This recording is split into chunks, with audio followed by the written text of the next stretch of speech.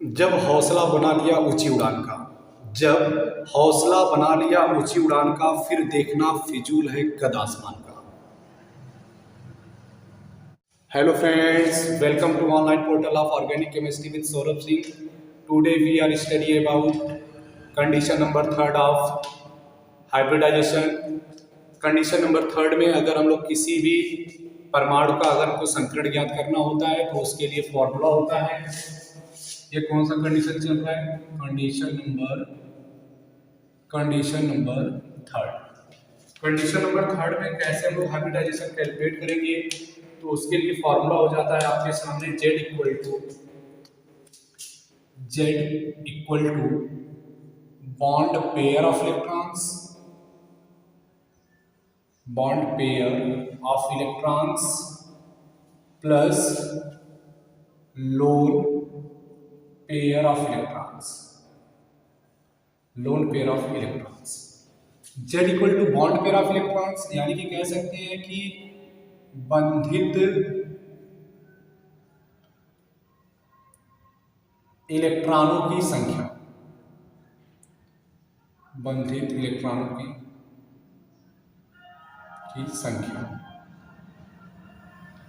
Plus lone pair of electrons हो गया एकाकी इलेक्ट्रॉन युग्मों की संख्या,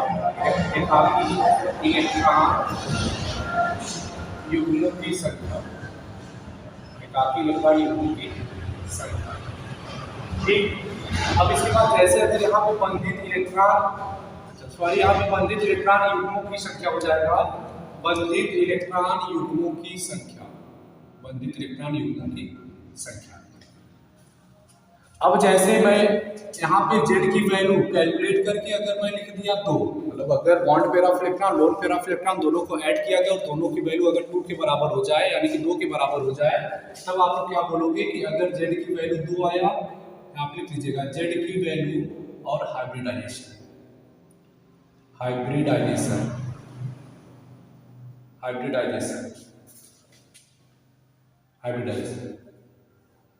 वैल्यू ऑफ Z। अगर Z की वैल्यू 2 हो जाता है तो हाइब्रिडाइजेशन हो जाएगा Sp। अगर Z की वैल्यू 3 हो जाएगा तो हाइब्रिडाइजेशन हो जाएगा Sp2। और Z की वैल्यू मान लो कि 4 हो गया तो आ जाएगा इसका हाइब्रिडाइजेशन Sp3। 5 आ जाएगा तो Sp3d हो जाएगा, 6 हो जाएगा तो Sp3d2 हो जाएगा, और 7 हो जाएगा तो Sp3d3 हो जाएगा। इस टाइप में हम लोग संकरण निकाल लेते हैं। अब जैसे मैं कैलकुलेट कर दूंगा, आपको एग्जांपल में दे देता हूं, आपको समझ में आ जाएगा।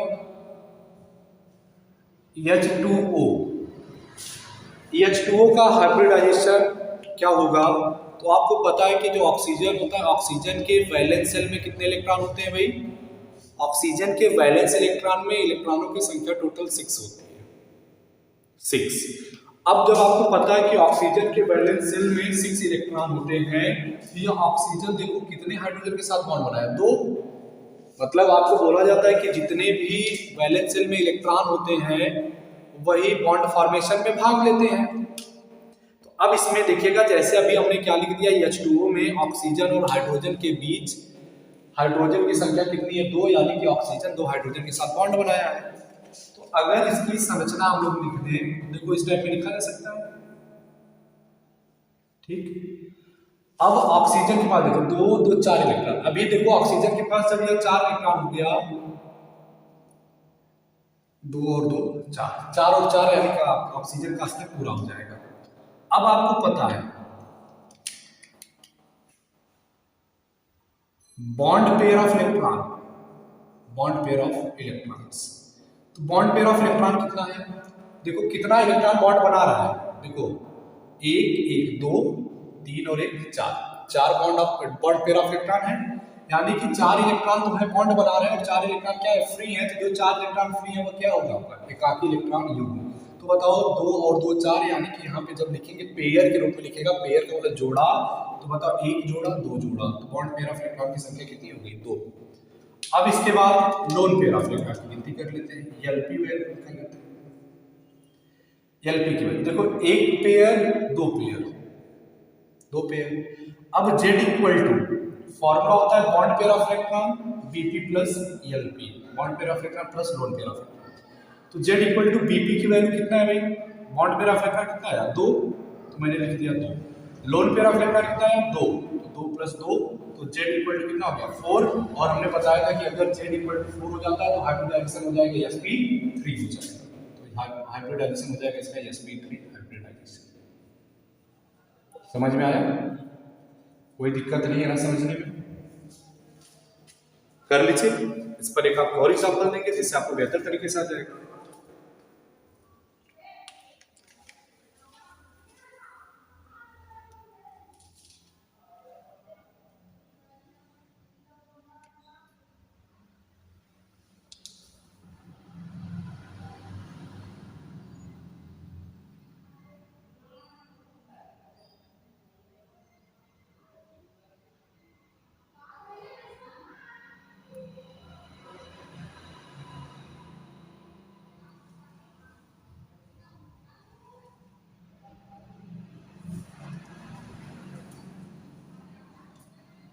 कर लिए आप लोग।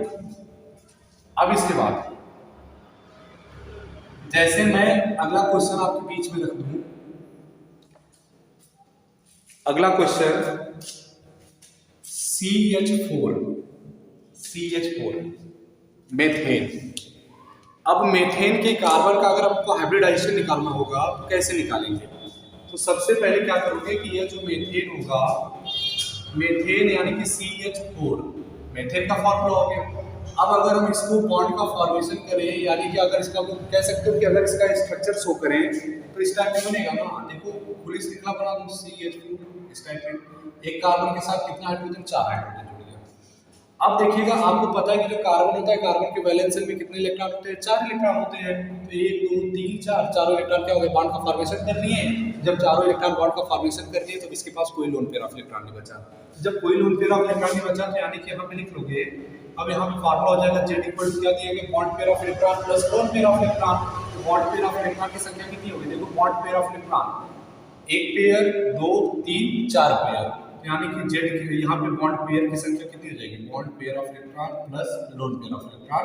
तो Z equal to bond pair की संख्या कितनी होगी, 1 जोड़ा 2 3 4 जोड़ा। आपको पता है कि एक जो बॉन्ड होता है उसमें मिनिमम और मिनिमम कितने बॉन्ड कितने इलेक्ट्रॉन होते हैं, 2 बॉन्ड 2 इलेक्ट्रॉन्स होते हैं। तो अब बताओ बॉन्ड पेयर ऑफ इलेक्ट्रॉन में 2 मतलब 1 जोड़ा 2 जोड़ा 3 और 4 जोड़ा, तो 4 जोड़ा का मतलब बॉन्ड पेयर की संख्या कितनी हुई 4, प्लस लोन पेयर इसके पास कोई नहीं है, एकाकी इलेक्ट्रॉन युग्म कोई नहीं है। अब जब एकाकी इलेक्ट्रॉन युग्म नहीं है तो यहाँ पे लोन पेयर की संख्या कितनी हो जाएगी 0। तो Z इक्वल टू हो जाएगा 4 प्लस 0 इक्वल टू 4।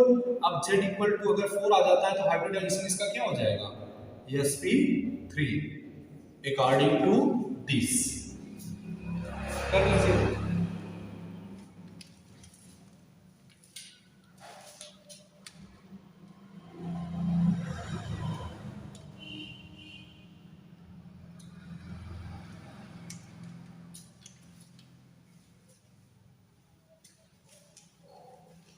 कर रही है।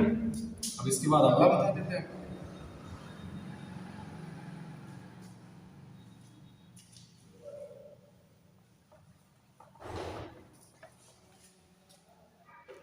जैसे अभी मैं लिख दूं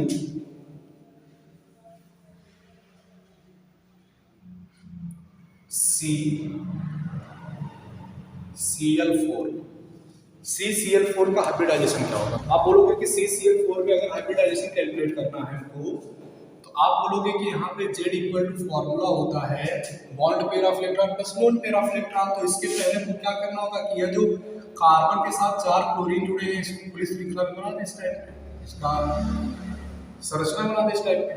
अब आपको पता है कि यहाँ पे जब Z इक्वल टू हो गया formula bond pair of electron, तो 1 pair 2 3 4 pair of electron, 4 bond pair of electron plus, अब इसके पास देखो आपका कार्बन के पास कोई आपका लोन पेयर ऑफ इलेक्ट्रॉन नहीं है, कोई एकाकी इलेक्ट्रॉन युग्म नहीं है। जब कोई एकाकी इलेक्ट्रॉन युग्म नहीं है तो यहाँ क्या हो जाएगा 0।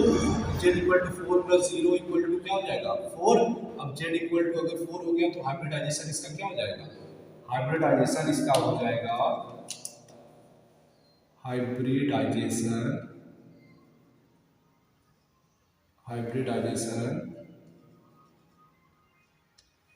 sp3 sp3 hybridization of carbon atom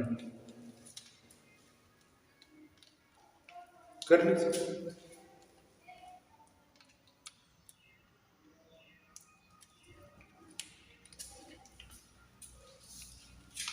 कर लीजिए, आगे एग्जाम्पल दे देते हैं।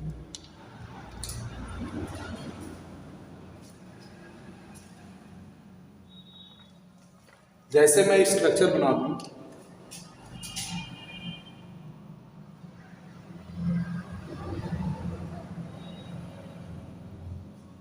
यह हो गया, इसमें बीच में बीच में लगा देते हैं ऑक्सीजन एटम। ठीक, एक ये हो गया एक एग्जाम्पल। दूसरा एग्जाम्पल बना देते हैं।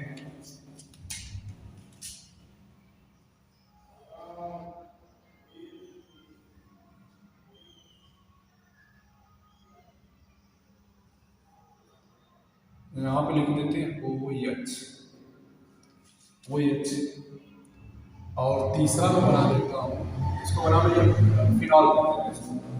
अब इसके बाद एक और एग्जाम्पल दे देते हैं। जैसे हो गया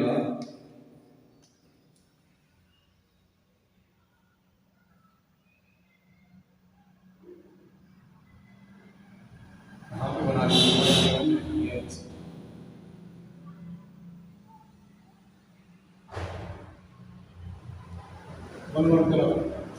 और बोला जाए कि बताओ इनका संकरण क्या होगा, हाइब्रिडाइजेशन क्या होगा। तो जब संकरण निकालना होगा तो सबसे पहले एक चीज हमको ये बताइएगा, आपको पता है कि यह जो आपका ऑक्सीजन, अगर यहाँ पे ऑक्सीजन का हाइब्रिडाइजेशन कैलकुलेट करना होगा तो आप बताओगे कि यह जो ऑक्सीजन एटम है, ऑक्सीजन एटम के पास कितने लोन पेयर, एक और दो लोन पेयर ऑफ इलेक्ट्रॉन। और कितने बॉन्ड पेयर ऑफ इलेक्ट्रॉन, एक और दो बॉन्ड पेयर ऑफ इलेक्ट्रॉन। यानी कि लोन पेयर ऑफ इलेक्ट्रॉन भी कितना हो गया, lone pair of electron equal to 2 हो गया, bond pair of electron equal to कितना हो गया, 2 हो गया। अब हम लोग अगर Z इक्वल टू फॉर्मूला रखते हैं, bond pair of electron plus lone pair of electron, तो 2 + 2 इक्वल टू कितना हो जाएगा, 4 हो जाएगा। तो Z इक्वल टू 4 यानी कि हाइब्रिडाइजेशन कितना, sp3 हाइब्रिडाइजेशन, sp3 हाइब्रिडाइजेशन। अब एग्जांपल नंबर दूसरा देख लेते हैं। अगर इसमें पूछ दे कि प्रत्येक कार्बन के साथ साथ ऑक्सीजन परमाणु का संकरण बताओ, तब कैसे करोगे। ये अगर हम संरचना इसको प्रदर्शित करें तो आपको पता होगा कि यहाँ पे भी कार्बन होगा, हर कोने पर कार्बन, यहाँ पे कार्बन, इसके साथ OH जुड़ा होगा और O के साथ सिंगल बॉन्ड H है। फिर यहाँ पे भी C है, यहाँ पे भी C है, कार्बन कार्बन कार्बन और कार्बन, इस टाइप हो गया। अब यहाँ पे डबल बॉन्ड है, यहाँ पे डबल बॉन्ड और यहाँ पे डबल बॉन्ड। ठीक है, अब हमको पता है कि यह जो कार्बन होता है, कार्बन की वैलेंसी कितनी होती है, 4, यानी कि कार्बन मैक्सिमम और मैक्सिमम कितना बॉन्ड बना सकता है, 4 बॉन्ड बना सकता है। तो देखो ये वाले कार्बन के, जब इस वाले कार्बन को देखेंगे तो 2, एक 3 और एक 4 बंद बनाए, तो इसको छोड़ देते हैं। यहाँ पे देखिएगा इस कार्बन के पास 1, 2, 3 बॉन्ड है, यानी कि एक हाइड्रोजन जोड़ लेते हैं सिंगल बॉन्ड से। यहाँ पे देखो एक हाइड्रोजन जोड़ लेते हैं, यहाँ पे एक हाइड्रोजन, तो प्रत्येक कार्बन का क्या हो जाएगा, वैलेंसी कंप्लीट हो जाएगी। अब आपको पता है कि ये जो ऑक्सीजन होता है, ऑक्सीजन के वैलेंस शेल में कितने इलेक्ट्रॉन होते हैं, 6 इलेक्ट्रॉन होते हैं। तो ऑक्सीजन के वैलेंस शेल में 6 इलेक्ट्रॉन होते हैं। ऑक्सीजन का एक इलेक्ट्रॉन हाइड्रोजन के साथ यहाँ पे बॉन्ड बनाया और एक इलेक्ट्रॉन बॉन्ड बनाया किसके साथ, कार्बन के साथ। मतलब दो इलेक्ट्रॉन ऑक्सीजन का बॉन्ड फॉर्मेशन में भाग ले रहा है और बचे कितने, तब 6 में से अगर 2 आपका बॉन्ड फॉर्मेशन में भाग ले रहा है तो बचा कितना, 6 में से 2 गया, कितना बचा, 4। अगर 4 आपका बॉन्ड फॉर्मेशन में भाग नहीं ले रहा है तो 4 का मतलब क्या हो गया, 2 loan pair of electron, 2 loan pair of electron हो गए। तो जब इसका हाइब्रिडाइजेशन आपको कैलकुलेट करना होगा तो आपको पता है कि यह जो ऑक्सीजन होगा, ऑक्सीजन के पास देखो कितना bond pair of electron plus lone pair of electron. तो बॉन्ड पेयर ऑफ इलेक्ट्रॉन कितना है, देखो 1, 2 लोन पेयर ऑफ इलेक्ट्रॉन और 2 बॉन्ड पेयर ऑफ इलेक्ट्रॉन, 1 और 2 bond pair of electron, 2 loan pair of electron और 2 बॉन्ड पेयर ऑफ इलेक्ट्रॉन, 2 और 2 मिलकर कितना, 4, और 4 का मतलब हाइब्रिडाइजेशन कितना, sp3।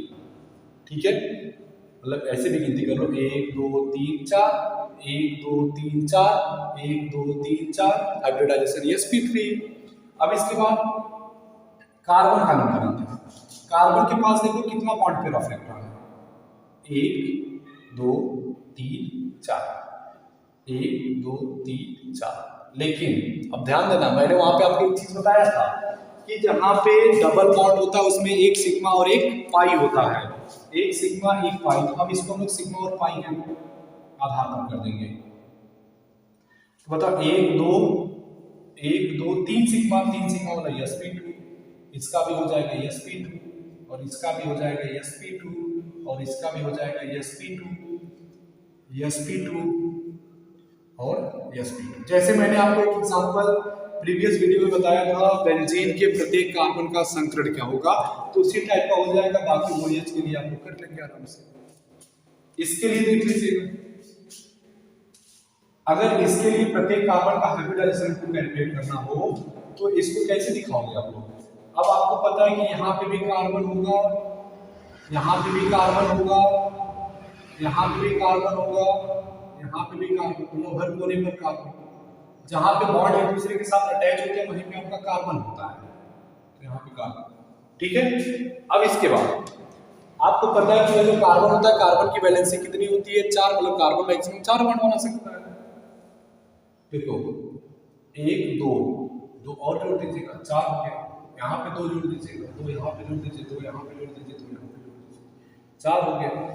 अब इसके बाद आपको पता है कि यह जो कार्बन है, कार्बन के पास कितने bond pair of electron, 1 2 3 4 bond pair of electron. अगर 4 बॉन्ड पेयर ऑफ इलेक्ट्रॉन होते हैं तो हाइब्रिडाइजेशन हो जाता है sp3, इसके लिए भी हो जाएगा sp3, इसका भी हो जाएगा sp3, इसका भी हो जाएगा sp3 और इसका भी हो जाएगा sp3 हो जाएगा, sp3 हो जाएगा। और आप यहाँ पे नाइट्रोजन पर आ जाइए। अब नाइट्रोजन देखिएगा, नाइट्रोजन के पास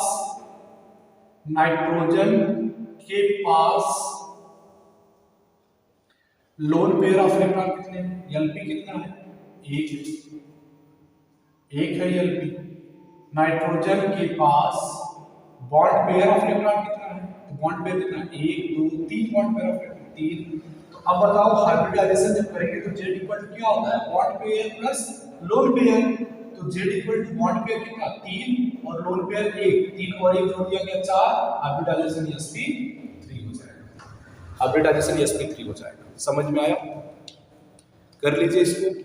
अब इसके बाद कंडीशन नंबर मैं 4 बता देता हूं आपको। और फर्स्ट सेकेंड थर्ड और फोर्थ अगर पूरा आप लोग मेहनत से पढ़ लिए और आप लोग अगर मेरा वीडियो जरूर देखे होंगे तो आप लोग को मैं बता दूं पूरा हाइब्रिडाइजेशन आपका खिचड़ी बनने, मतलब खिचड़ी नहीं बनेगा और बन जाएगा पूरा मक्खन। क्या बन जाएगा, मक्खन।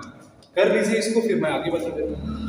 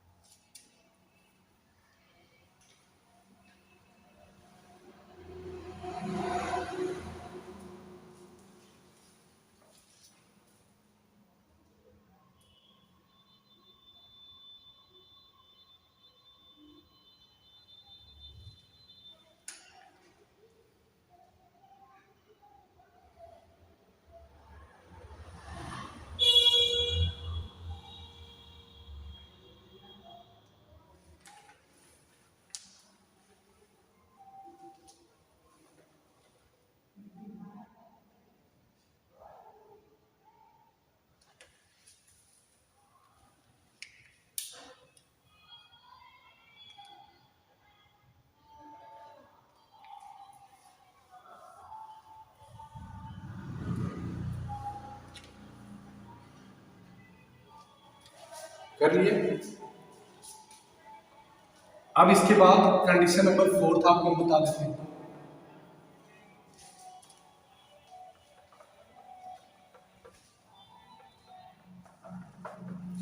कंडीशन नंबर 4, कंडीशन नंबर 4 जो होता है वो हाइब्रिडाइजेशन निकालने का लॉन्ग मेथड होता है। ये तो वेरी वेरी शॉर्ट मेथड था कि देखने के बाद ही आप बता सकते हो कि इसमें कौन सा हाइब्रिडाइजेशन है। अब इसके बाद कंडीशन नंबर 4,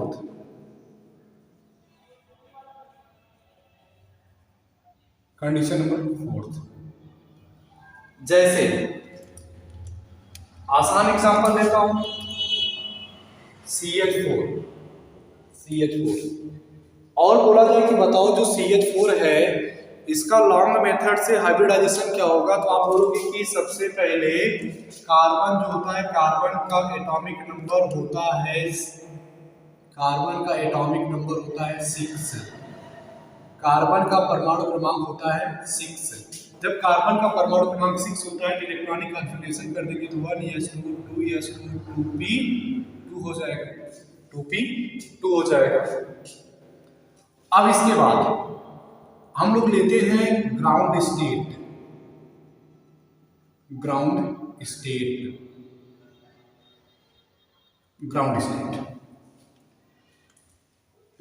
में क्या होता है, अब देखिए ग्राउंड स्टेट का मतलब क्या होगा। सबसे पहले ये जो कार्बन होगा, कार्बन का वैलेंस शेल क्या है यहाँ पे 2s2 और 2p2, बाहरी कक्षक तो 2 ही वाला है ना, तो अब यहाँ पे 2s2 वाला लिख लेते हैं। और आपको पता है कि जो s वाला होता है उसमें केवल और केवल एक ऑर्बिटल बनता है, और जो p वाला रहता है उसमें कितना ऑर्बिटल बनता है, 3 ऑर्बिटल बनता है। ठीक है, तो इसमें आपको पता हो गया कि जो s वाला है उसका नाम हो जाएगा 2s2 हो जाएगा, और p वाले में कितना डब्बा बनता है 3, तो पहले वाले का नाम होता है px, दूसरे का नाम होता है py, तीसरे वाले का नाम होता है pz। ठीक है, अब हमको अगर आपको पता है कि अफबाउ का रूल हमने क्या बताया था, इलेक्ट्रॉनों को ऊर्जा के बढ़ते हुए क्रम में व्यवस्थित करते हैं। फिर मैंने उसके बाद बताया था आपको हुंड का नियम। हुंड के नियम में हमने आपको बताया था कि अगर इलेक्ट्रॉनों का युग्मन तब तक नहीं होता है जब तक कि सभी ऑर्बिटल में एक एक इलेक्ट्रॉन न प्रेजेंट हो जाए। तो अब इसमें देखिएगा, आपको पता है कि s में 2 इलेक्ट्रॉन होता है, तो 2 इलेक्ट्रॉन एक क्लॉकवाइज और एक एंटी क्लॉकवाइज मैंने भर दिया। अब देखो p वाले में 2 इलेक्ट्रॉन भरना है, तो यहाँ पे देखो एक px नाम है, py एक pz। अगर एक इलेक्ट्रॉन यहाँ पे बढ़ते हैं, एक इलेक्ट्रॉन यहाँ पे बढ़ते हैं, तो देखो p में कितना इलेक्ट्रॉन हो गया, 2 हो गया ना, एक और एक 2 इलेक्ट्रॉन, तो एक और एक। अब pz वाले में कोई इलेक्ट्रॉन नहीं है तो उसको छोड़ देते हैं। अब देखिएगा आता है नंबर, ग्राउंड स्टेट के बाद आता है एक्साइटेड स्टेट।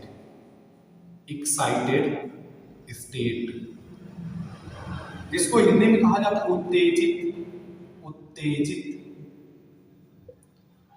उत्तेजित अवस्था। अब देखो उत्तेजित अवस्था का मतलब क्या होता है, जैसे देखो कभी क्या होता है कि जब अगर कोई टीचर बच्चों से कोई क्वेश्चन करता है क्लासरूम में, तो अगर बच्चों से क्वेश्चन टीचर करता है, तो अगर जैसे मान लो कि मैंने कुछ क्वेश्चन पूछ लिया बच्चों से, और मैं उससे पूछ रहा हूं जिसको नहीं आ रहा है, जिसको उसके बारे में जानकारी नहीं है, और उसके बगल वाला बच्चा है जिसको पता है कि इसका आंसर मैं बता पाऊंगा और मुझे आ रहा है इसका आंसर, तो अंदर से एक्साइटेड हो जाता है कि कब सर जी पूछे और कब मैं अपने मुंह से बक दूं, मतलब बता दूं अपनी बात। तो अब बच्चा जो है, बच्चा मतलब लड़का स्टूडेंट, जो स्टूडेंट है वो बताने के लिए उत्तेजित हो रहा है। बताने के लिए उत्तेजित का मतलब देखो, अब जैसे होता है ना, उसके अंदर कोई देवीय शक्ति उसके अंदर आ गई और वो बोलना चाह रहे हैं कि बता दें हम क्वेश्चन, बहुत जल्दी हमको मतलब कंफर्म हो जाएगा, सब सही हो जाएगा मेरा। तो अब क्या करते हैं, देखो एक्साइटेड स्टेट, मान लो कि ये जो इलेक्ट्रॉन था वो ग्राउंड स्टेट में था, जब इसके पास कहीं से ऊर्जा का मतलब एनर्जी, कहीं से जब एनर्जी ज्यादा मिल जाती है तो ये इलेक्ट्रॉन अपना फेंक देता है, मतलब इलेक्ट्रॉन अपना क्या कर देता है, कुदा देता है pz वाले में, जहाँ पे खाली इलेक्ट्रॉन रहते हैं, जहाँ पे खाली डब्बा रहता है।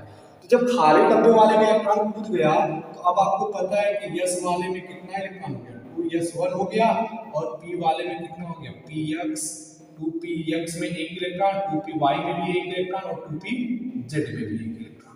ठीक है, अब आपको पता है कि 1 2 3 4, आपको पता है कि जितने भी अयुग्मित इलेक्ट्रॉन रहते वही बॉन्ड का फॉर्मेशन करते हैं। तो आपको पता है कि ये जो CH4 था, CH4 मतलब कार्बन कितना बॉन्ड बना रहा है, 4 बॉन्ड बना रहा है हाइड्रोजन का। इसका मतलब क्या हो गया कि कार्बन के पास 4 अयुग्मित इलेक्ट्रॉन होने चाहिए। तो बताओ, आपको पता है कि 1 s और 3 p मिल गया ना, देखो 1 s और p का 3, जब 1 s और 3 p मिल गया, तो इसका जब 1 s का और 3 p का ऑर्बिटल मिल गया, तो इसका हाइब्रिडाइजेशन हो जाएगा, sp3 बन जाएगा, sp3 हाइब्रिडाइजेशन, मतलब हाइब्रिडाइजेशन इसका हो जाएगा। हाइब्रिडाइजेशन हो जाएगा sp3।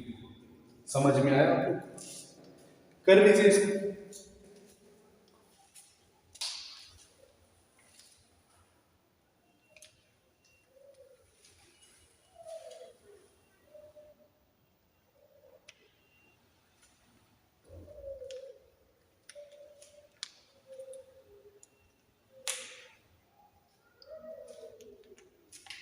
कर लीजिए इसको, मैं आगे बता देता हूँ।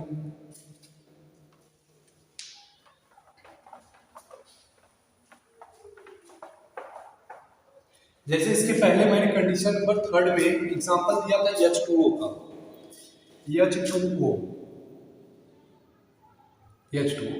और देखिएगा कंडीशन नंबर 4 में हमेशा ध्यान रहे आपका कि जो सेंट्रल एटम होता है उसी का हम लोग क्या करते हैं, इलेक्ट्रॉनिक कॉन्फ़िगरेशन करते हैं। और सेंट्रल एटम कैसे पहचानोगे, तो आप बोलोगे कि जो केंद्रीय परमाणु होता है उसमें देखो, केंद्रीय परमाणु का मतलब क्या हो गया, जैसे यहाँ पे ऑक्सीजन हो गया, ऑक्सीजन की संख्या कम है हाइड्रोजन की अपेक्षा, तो यह जो ऑक्सीजन होगा वह क्या बन जाएगा, सेंट्रल एटम हो जाएगा।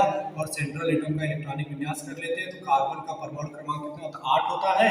जब इसका इलेक्ट्रॉनिक विन्यास करेंगे तो कितना हो जाएगा, 1s2 1s2 2s2 2p। अब देखो एक हो गया, दो हो गया, 2 2 4, 2 इलेक्ट्रॉन, 2 2 4 इलेक्ट्रॉन, अभी कितने इलेक्ट्रॉन बचा, 4, तो 2p कितना हो जाएगा, 4 हो जाएगा। अब जब हम इसका कौन सा स्टेट लिखेंगे, ग्राउंड स्टेट, ग्राउंड स्टेट। जब ग्राउंड स्टेट लिखेंगे तो आपको पता है कि जब ग्राउंड स्टेट लिखा जाएगा इसका, तो यस वाला, यस और पी वाला लिया जाएगा, जो बाहरी कोष वाला रहेगा, तो यहाँ पे क्या हो जाएगा, 2s इसका हो जाएगा और इसका 2p 4 बन जाएगा। पी में कितना, 3 बना दिया गया।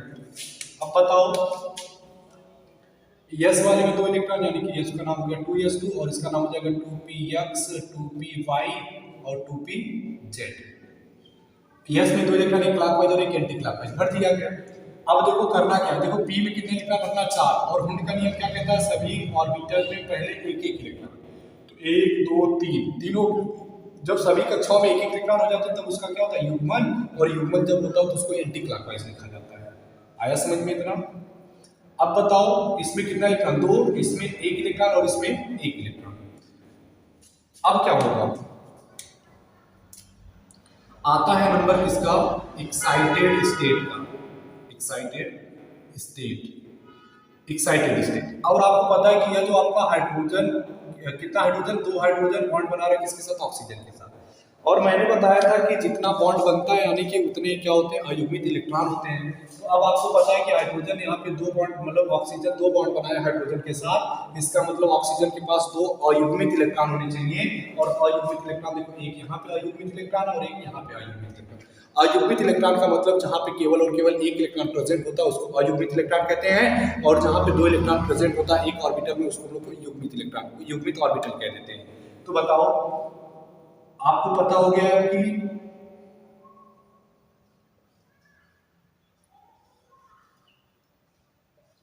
अब कैसे करोगे, इसका लिख लेंगे 2s2 क्लॉकवाइज और एक एंटी क्लॉकवाइज, और इसका हो जाएगा 2px में 2, 2py में 1, 2pz में। जरूरत पड़ेगी तभी इलेक्ट्रॉन, जरूरत पड़ेगी तभी इलेक्ट्रॉन को हम क्या करेंगे, जंप कराएंगे। अगर जरूरत नहीं है तो इलेक्ट्रॉन को जंप नहीं कराएंगे। तो हमको क्या पता है, यहाँ पे देखो 2 इलेक्ट्रॉन, यानी क्लॉकवाइज और एक एंटी क्लॉकवाइज, यहाँ पे क्लॉकवाइज इलेक्ट्रॉन। और आपको पता है कि यहाँ पे यह वाला जो है एक तो इलेक्ट्रॉन रहेगा, यानी कि जो अयुग्मित इलेक्ट्रॉन रहेगा इसमें एक हाइड्रोजन बॉन्ड बना लेगा, एक हाइड्रोजन यहाँ पे बॉन्ड बना लेगा, एक हाइड्रोजन यहाँ पे बॉन्ड बना लेगा। तो बताओ अब आपको पता हो गया कि यह जो आपका ऑक्सीजन था, ऑक्सीजन के पास कितने, एक यह जो आपका यह एल बन जाएगा, यह भी एल, यानी कि लोन पेयर ऑफ इलेक्ट्रॉन की संख्या 1 और 1, मतलब लोन पेयर ऑफ इलेक्ट्रॉन कितना हो जाएगा, 2, और कितना बॉन्ड पेयर हो जाएगा, 2 बॉन्ड पेयर हो जाएगा। और आपको पता है कि एक यस वाला अगर 3p के साथ मिल रहा है तो इसका जो हाइब्रिडाइजेशन होगा वो कितना हो जाएगा, हाइब्रिडाइजेशन, इसका हाइब्रिडाइजेशन हो जाएगा 1s और 3p का, मतलब sp3 हाइब्रिडाइजेशन हो जाएगा। कर लीजिए इसको।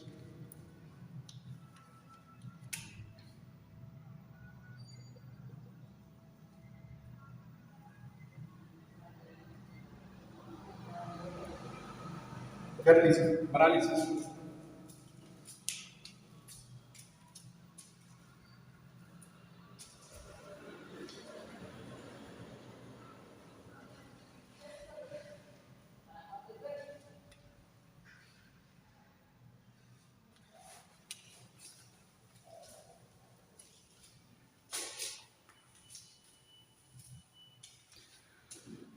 देखो बच्चों,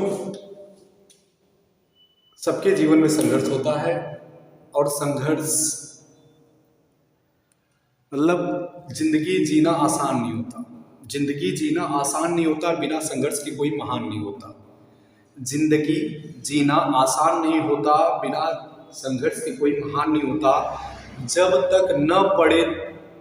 तक न पड़े हथौड़ों की चोट, जब तक न पड़े हथौड़ों की चोट, तब तक कोई पत्थर भगवान नहीं होता, तब तक कोई पत्थर भगवान नहीं होता।